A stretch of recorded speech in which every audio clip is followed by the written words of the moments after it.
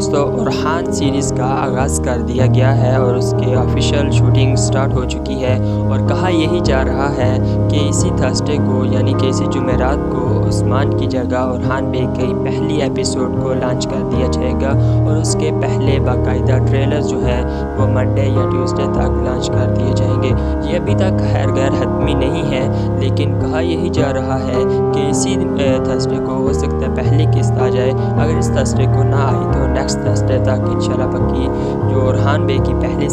episode है वो आ जाएगी,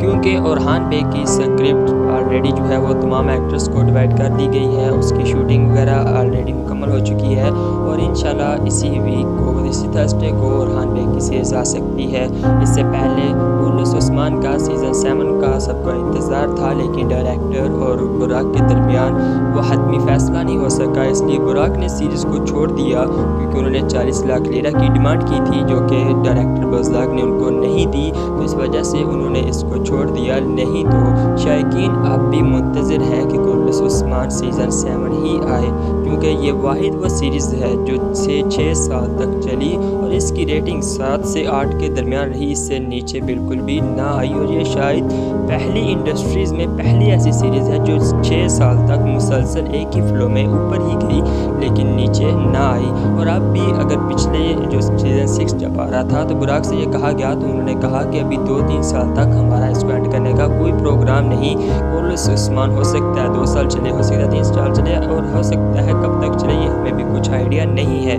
और चूँकि अब डायरेक्टर और